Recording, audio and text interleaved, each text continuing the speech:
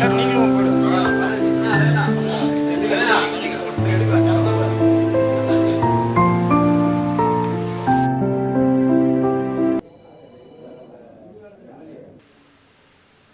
தந்தை அவர்களின் 9ஆம் ஆண்டு நினைவேந்தலும் அவரின் பெயரில் கு. தர்மலிங்கம் அறவழித்துண்டு அறக்கட்டளையின் 7ஆம் ஆண்டு நிகழ்வும் இன்றைய தினம் நடக்கிறது.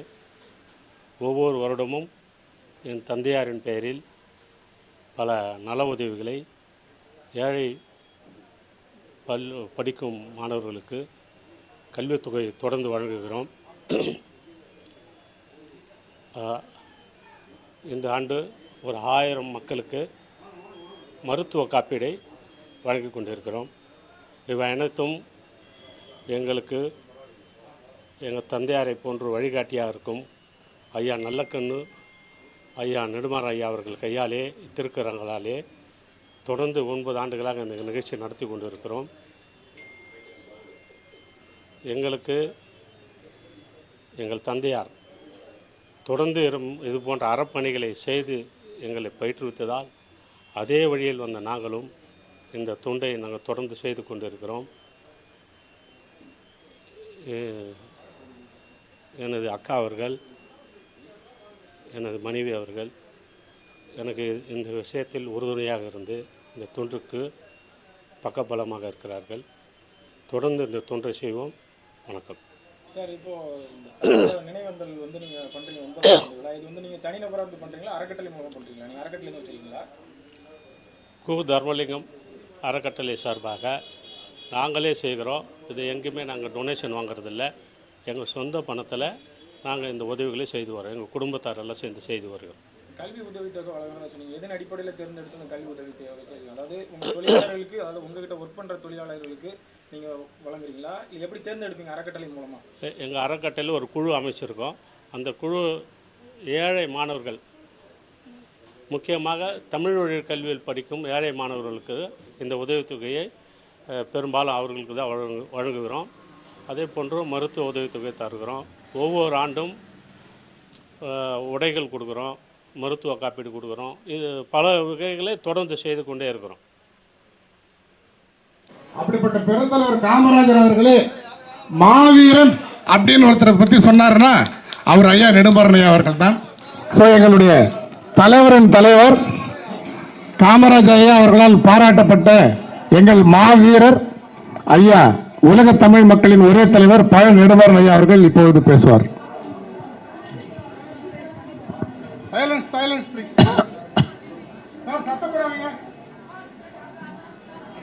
அன்பிற்கும் மிக்க மதிப்பிற்கும் உரிய ஐயா நல்லவர்களே, நம்முடைய அன்பிற்குரிய தோழர் மணிவண்ணன் அவர்களே, ரோஜா முத்தியாமன்றத்தின் இயக்குனர் அவர்களே, மற்றும் இங்கே வந்து குழுமி இருக்கக்கூடிய அருமை பெரியவர்களே, தாய்மார்களே, நம்மளுடைய தோழர் மணிவண்ணன் அவர்கள் தன்னுடைய தந்தையின் பெயரால் அறக்கட்டளை ஒன்றை அமைத்து ஆண்டுதோறும் மிக்க சிறப்பான நற்பணிகளை செய்து வருகிறார்கள். வள்ளுவர் வகுத்த திருக்குறளுக்கு அறம் என்பதுதான் பெயர். பின்னால் தான் திருக்குறள் என்ற பெயர் வந்தது. நம்முடைய மணிமேகலை காப்பியம் அறம்பாடிற்றே என்று திருக்குறளை சுட்டிக்காட்டுகிறது. அறநூல் என்றுதான் அதற்கு பெயர். வள்ளுவர் சொன்னார், அறம் என்பதற்கு இலக்கணமே வகுத்திருக்கிறார்.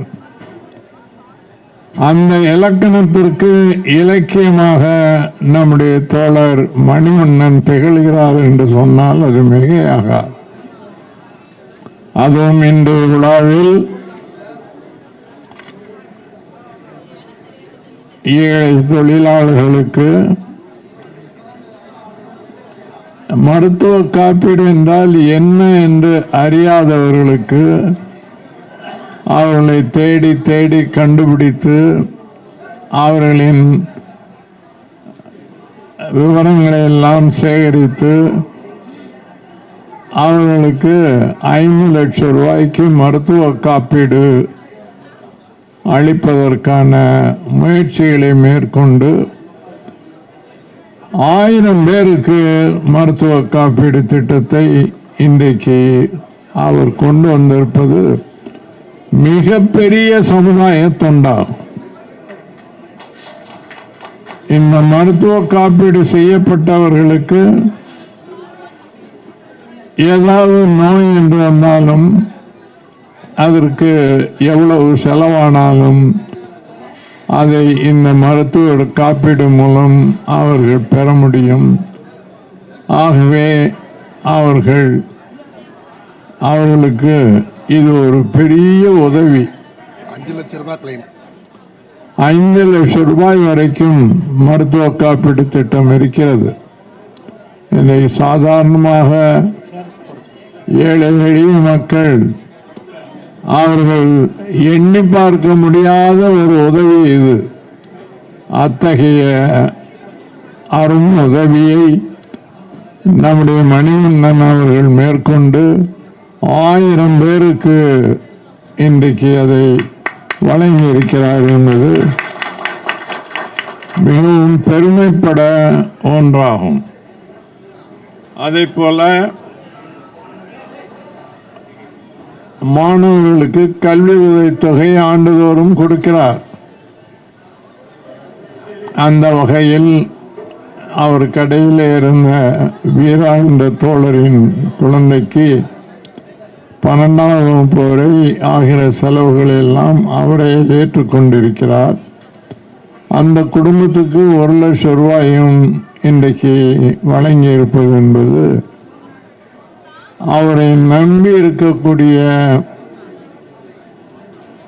அவரிடம் வேலை பார்க்கக்கூடிய பணியாளர்களின் குடும்பங்களை அவர் ஒருபோதும் கைவிட மாட்டார், அவர்களுக்கு உறுதுணையாக இருப்பார் என்பதை இந்த நிகழ்ச்சியின் மூலம் அவர் நிரூபித்திருக்கிறார். அதே போல ரோஜா முத்தியாமன்றம் நூலகம் இருக்கிறது. அது இன்றைக்கு நம்முடைய தமிழ்நாட்டில் மட்டுமல்ல, இந்தியாவின் மிக சிறந்த நூலகங்களில் ஒன்று. இங்கேயோ செட்டிநாட்டின் ஒரு இருந்த ரோஜா முத்தியா அவர்கள் சேகரித்து வைத்த அந்த நூல்களை எல்லாம் அது இவர் போய் அதை பார்த்து பாதுகாத்து இங்கு கொண்டு வந்து வைத்திருக்காவிட்டால் அவைகளில் பெரும்பகுதி அழிந்து போயிருக்கும், அல்லது மற்றவர்களின் பயன்பாட்டுக்கு வராமலே போயிருக்கக்கூடும். அதை நம்முடைய நண்பர் இயக்குனர் அவர்கள் அதை கொண்டு வந்து பத்திரமாக சென்னையில் வைத்து மேற்கொண்டும் ஏராளமான நூல்களை சேர்த்திருக்கிறார். என்னை பொறுத்தவரையில் கூட ஒரு நிகழ்ச்சி, ராஜீவ்காந்தி அவர்கள் கொலை செய்யப்பட்ட வழக்கில் 26 பேருக்கு தூக்கு தண்டனை வழங்கப்பட்டது. உலகத்தில் எந்த நாட்டிலும் 26 பேருக்கு ஒட்டுமொத்தமாக தூக்கு தண்டனை அளிக்கப்பட்டதில்லை. அதே போல 26 பேரும் உச்ச நீதிமன்றம் வரை அந்த வழக்கை நடத்தி 26 பேரும் விடுதலையானதாகவும் வரலாறு கிடையாது. அந்த வழக்கு சம்பந்தமான ஆவணங்கள் என்னுடைய அலுவலகத்தில் வைப்பதற்கு இடமில்லாமல் குவிந்து வைத்திருந்தோம். நம்முடைய இயக்குனர் அவர்களிடம் அது சொன்னபோது அவர் அங்கிருந்து ஒரு வாகனத்தை கொண்டு வந்து எல்லாவற்றையும் எடுத்து சென்று பத்திரப்படுத்தி வைத்திருக்கிறார். இப்படி எத்தனையோ பேரிடம் கிடைத்தற்கரிய ஆவணங்களை எல்லாம் சேகரித்து அங்கே பத்திரப்படுத்தி வைத்து ஆராய்ச்சியாளர்கள், ஆராய்ச்சி மாணவர்கள் எல்லாம் அங்கே வந்து அவற்றையெல்லாம் புரட்டி பார்த்து அவர்கள் ஆய்வு கட்டுரைகள் எழுதுவதற்கான ஒரு மையமாக ரோஜா முத்தையா நூலகம் திகழ்கிறது என்பது ஒவ்வொரு தமிழனுக்கும் பெருமை. ஏனென்றால் அந்த நூலகம் இங்கே தான் இருக்கிறது, தமிழ்நாட்டில், சென்னையில். எங்கெங்கே இருந்தெல்லாம் ஆய்வு மாணவர்கள் அதை நாடி வருகிறார்கள். பழமரம் நாடி செல்கிற பறவைகளைப் போல அவர்கள் வந்து இங்கே ஆய்வு நடத்துவதற்கு ஏற்ற ஒரு நூலகமாக இருக்கிறது. உங்களுக்கெல்லாம் தெரியும், ஒரிசாவில் முதலமைச்சரின் ஆலோசகராக திகழ்ந்து கொண்டிருக்கக்கூடிய மதிப்புக்குரிய ஈரா பாலகிருஷ்ணன் ஐஏஎஸ் அவர்கள் சிந்துவெளி ஆய்வில் இளம்பருவத்திலிருந்து ஈடுபட்டிருக்கிறார். அவர் சிந்து முதல் வைகை வரை என்ற ஒரு அரிய ஆய்வு நூலை படைத்திருக்கிறார். ஆங்கிலத்திலும் தமிழிலும் அது வந்திருக்கிறது. சிந்துவெளி நாகரிகம் நம்முடைய தமிழர் நாகரிகத்துக்கு கிட்டத்தட்ட ஒன்று சமகாலம். சங்ககால நாகரிகமும் சிந்துவெளி நாகரிகமும் சமகாலத்தவை என்பதை அவர் கண்டறிந்து வெளிப்படுத்தியிருக்கிறார். ஒரு அரிய ஆராய்ச்சி நூல் அது. அவர் எங்கே இருந்து இந்த ஆய்வுகளின் பெரும்பகுதியை நடத்தினார் என்று சொன்னால் ரோஜா முத்தையா மன்றத்தில் இருந்து தான் அவர் இதையெல்லாம் செய்தார். அது அத்தகைய சிறந்த ஆய்வு நூல்கள் இன்றைக்கு பல ஆய்வாளர்களால் எழுதப்பட்டு வெளியிடப்படுகின்றன என்று சொன்னால் அதற்கான ஊற்று ரோஜா முத்தையா மன்ற நூலகம்தான் அதற்கான ஊற்று ஆகும். அத்தகைய ஊற்றின் இயக்குனர் இங்கே வந்திருக்கிறார். அவருக்கும் ரோஜா நூலக வளர்ச்சிக்காக 1,00,000 ரூபாயை மணிவண்ணன் அவர்கள் வழங்கியிருப்பது அது மேலும் வளர்ந்து இன்னும் எத்தனையோ பேருக்கு ஆய்வு நடத்துவதற்கு உதவும் என்ற வகையில் அவரை நான் மனமாற பாராட்டுகிறேன். அருமை நண்பர்களே, அறப்பணிகளில், அறத்தொண்டுகளில் தொடர்ந்து நம்முடைய மணிவண்ணன் அவர்கள் தன்னுடைய தந்தையின் பெயரால் செய்து வருவதை மனமாற பாராட்டுகிறேன். அவரும் அவருடைய குடும்பத்தினருக்கும் என்னுடைய வாழ்த்துக்களும் பாராட்டுகளும் உரியனவாக. இந்த நிகழ்ச்சியில் என்னையும் அழைத்து பேச வைத்தமைக்கு அவருக்கும் மற்றவர்களுக்கும் நன்றி கூறி என்னுடைய உரையை நிறைவு செய்கிறேன். வணக்கம். நிறைவு பேருரை மூத்த கம்யூனிஸ்ட் கட்சியின் மூத்த தலைவர், சுதந்திர போராட்ட வீரர் ஐயா அவர்களை பற்றி சொல்லணும்னா, தகைசால் தமிழர் விருது பெற்ற ஐயா அவர்களை பற்றி சொல்லணும்னா, முதல்ல நான் மாணவனா அவர்கிட்ட நான் எனக்கு கொடுத்த வேலை என்னன்னு சொன்னால், ஒரு தடவை ஒரு உடல்நிலை சரியில்லாமல் அரசு மருத்துவமனையில் அனுமதிக்கப்பட்டிருந்த போது தமிழகம் முழுவதும் இருக்கக்கூடிய பாட்டாளி தோழர்கள், கூலி வேலை செய்பவர்கள், ரிக்ஷாக்காரர்கள், இந்த மாதிரி மூட்டை தூக்கக்கூடிய தொழிலாளர்கள், இவர்களெல்லாம் கூட 5 ரூபாய், 10 ரூபாய், 15 ரூபாய், 25 ரூபாய் என்று அவருக்கு உடல்நிலைக்காக அவர்கள் வந்து ரொம்ப ஆர்வத்தோடு அவருக்கு பணம் அனுப்பிச்சாங்க. எனக்கு தெரிஞ்சு உலகத்திலேயே வந்து இந்த மாதிரி தொழிலாளர்கள்லாம் சேர்ந்து ஒருத்தருக்கு உடல் கவனிக்கணுன்றதுக்காக இவ்வளோ அக்கறையோட பணம் அனுப்பிச்சுதான் நான் கேள்விப்பட்டதே இல்லை. அதுக்கப்புறம் என்ன ஆயிடுச்சுன்னா, அந்த பணம் வந்து அவருக்கு தேவைப்படலை. ஏன்னா அவர் அரசு மருத்துவமனையில் தான் அவர் வந்து சிகிச்சை பெற்றுவார். நல்லானதுக்கப்புறம் எனக்கு அவர் கொடுத்த முதல் வேலை என்னன்னு சொன்னால், நான் மாணவனாக இருக்கும்போது அந்த லிஸ்ட் பிரகாரம் யாரெல்லாம் 10 ரூபாய், 15 ரூபாய், 20 ரூபாயில் அனுப்பிச்சாங்களோ அதை பிரகாரம், லிஸ்ட் பிரகாரம் அவங்களுக்கு திருப்பி மணி ஆர்டர் பண்ணுற வேலையை அவர் செய்துட்டு இருந்தார். உலகத்திலே இப்படி ஒரு தலைவரை நம்ம பார்க்க முடியுமா? தமிழக அரசு வந்து அவருக்கு ஒரு பெரிய தொகை உதவித்தொகையாக கொடுக்கணும்னு கொடுத்தா, அவருடைய வங்கி கணக்கில் இருந்த அவருடைய காசு அதோட சேர்த்து அதை திருப்பி வந்து அரசுக்கே வந்து நலத்திட்ட உதவிக்காக தமிழக அரசினுடைய நலனுக்காக கொடுத்த ஒரு மாபெரும் தலைவர் ஐயா தோழர் நல்லக்கண்ணு ஐயா அவர்கள் இப்பொழுது நிறைவு பேருரை வழங்குவார். கொஞ்சம் அமைதியா இருங்க, அவர் பேசுறது ரொம்ப சிரமமா இருக்கும். கொஞ்சம் அமைதியா இருந்தீங்கன்னா தான் அவர் பேசுறது கேட்க முடியும். ஒரு 5 நிமிடம் அமைதியா இருங்க தயவு செய்து.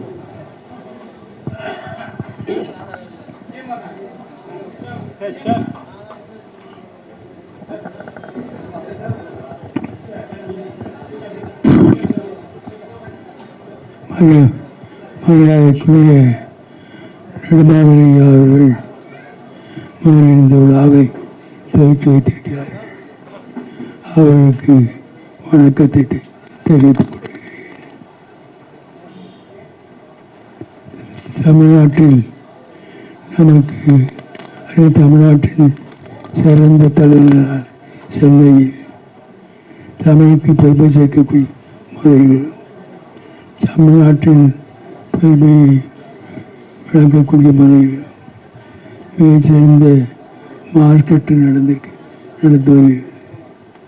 அந்த விழாவை தொடர்ந்து நெடுமாறன் அவர்கள் இன்னைக்கு துவக்கி வைத்திருக்கிறார். இதே இடத்தை ஐயா தர்மலிங்கம் அவர்கள் துவக்கி வைத்து இந்த விழாவும் தமிழ்நாட்டுக்கு பெருமை சேர்க்கக்கூடிய முறை இந்த மார்க்கெட் நடந்து வருகிறது. அந்த முறை இந்த நமக்கு பெருமை இருக்கிறது. அந்த முறையில் இந்த விழாவுக்கு தமிழ்நாடு பூராவும் எப்படி இந்திய நாட்டில் ஒரு சிறப்பு ஏற்பட்டிருக்கிறது அதனுடைய மாடலாக தமிழ்நாட்டின் தர்மலிங்கம் அவர்கள் துவக்கி வைத்த இந்த விழாவில் தமிழ்நாட்டுக்கு சிறப்பு சேர்க்கக்கூடிய நம்ம மரியாதை செய்து வருகிறது. அந்த முறையில் இந்த விழாவும் 9ஆம் ஆண்டு நினைவு யாருடைய மறை சேர்ந்த 9ஆவது நினைவு விழாவில் சிறப்பாக நிறைவேற்ற முறையில் இந்த விழாவும் நடக்கிறது. அது பெருமை சேர்க்கக்கூடிய முறையில் இந்த விழா மேலும் மேலும் சிறப்பு ஏற்பட வேண்டும் என்று சொல்லி வணக்கத்தை தெரிவித்துக் கொள்கிறேன்.